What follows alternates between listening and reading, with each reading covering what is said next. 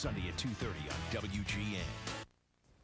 Welcome back to Adelante Chicago. We have brought to you this morning a group called the Brown Girls. Why are they called the Brown Girls? We're going to tell you. They've put together a production to highlight Puerto Rican culture, their language, and everything that comes with being a Puerto Rican woman. Here to tell us all about it, Yolanda, who you actually wrote this production of Brown Girls Chronicles. Yes, I did. What was the focus, or what is the focus of Brown Girls Chronicles?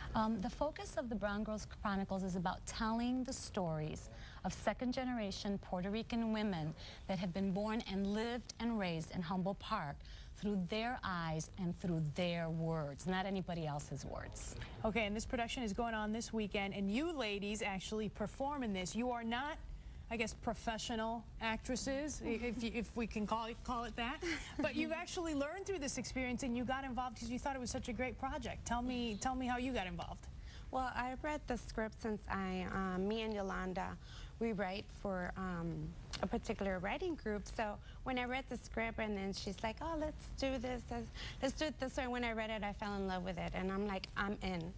Not being an actress, though, how do you prepare and how do you do it? You know what? It was extremely hard because as a poet, and I do read my poetry in the city, I never memorized it. So yeah. It was a challenge for me, and I was up for the challenge, and here we are. Wow. So do you have a particular character? I guess maybe let's talk with you. And I know your last name is Duarte like mine, but we're not related, right? No, we play different scenes. We play different people. We're not the same person in every scene that we're in. And she actually recruited me. She's my sister. And when she told me about it, I was like, of course I want to be part of it. And, you know, I love it, and I'm so proud of being a part of it. Absolutely. And there's actually, how many women are actually a part of it? There are 10 women that are part of the Vida Ensemble. The name of the show is the Brown Girls Chronicles, Puerto Rican Women and Resilience. So as the Vida Ensemble, we have 10 women. My other daughter kind of stepped out and now is doing some tech work for us. Yeah, that's your daughter over there. Yeah, that's one of them. She says she's the favorite. I'm the favorite, but it's, But your other daughter's also involved in it. And she's my favorite, too. Yes. And she's involved doing tech, which she was very excited about learning and doing. And this is exactly what this has been. It's been a growing experience. Many people have come to see us, and they can't believe that we're not like equity actresses. Sure. But which means professional actresses, for people that don't know. Exactly. And the whole idea of this research project was to get our stories, our history, because Puerto Ricans do have a history in Chicago, to be told.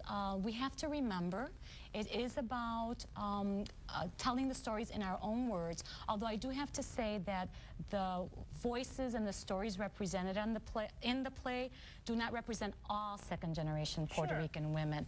But I'm hoping that as more people come to see the play, they'll be inspired to write their own stories as well. And even though it doesn't tell the story of every Puerto Rican woman in the U.S., it does give people an opportunity to relate to what is going on, I think. Absolutely. And there are themes that are universal as well. So, for example, what would people see? What's one storyline that when people go to the production, they might get a kick out of? I'll let Laura speak to that because she has some great I know you talk about culture and language, but what's one, really interesting storyline? We have so many universal themes that so many women can relate to it in terms of your body, your sexuality, having to deal with that and the stigmas that arise with being a Puerto Rican woman. What's different between being a Puerto Rican woman and maybe a Mexican woman or an American, Or an American woman? I guess a lot of it has to play off of how we deal with our lives, how we tend to deal with our sexuality, and how also we tend to relate with each other. How do you come, people say come out, or how do you deal with other women on a daily basis? Because through this play, we actually learned how to live with each other and grow and help each other. And that was really important to be able to do that. So I guess that's one of the things we have. Spirituality is also a very big thing. How do you view your life in terms of spirituality? So many women, have this outward appearance of, yes, I'm a Catholic, or yes, I'm a Christian. And then when they're actually spoken to, or when you dive a little deeper into conversation, it's more, well, what about this? Or why am I this way? Or why are things the way they are? And we begin to question ourselves and our lives, and the themes that surround us. And how did you come up with the title Brown Girls? Was that a difficult title to come up with, or? Actually, I had a poem called Brown Girls Singing. I'm also a poet. And there was this little poem that I never did anything with, but I always loved the title. And it reminded me of Rita Moreno, actually, because when I was a child, the only one that I saw on screen that I could relate to was Rita Moreno. And so, and I have a poem about her, too. And so all of that opportunity to for ourselves to develop our identity, to speak for ourselves, to tell who we really are and not let others speak for us became a very important dimension in this project. Okay, so let's get people information about where they can go watch this. It's at the Chicago Theater for Performing Arts, and it's taking place today and tomorrow. There's the information on your screen, 777 North Green Street. The number to call, 773-822-3773, and the website, it's MySpace, if people want to get more information on it. For their tickets, it's www.theaterland.com. We have our website, myspace.com/Brown Girls Chronicles.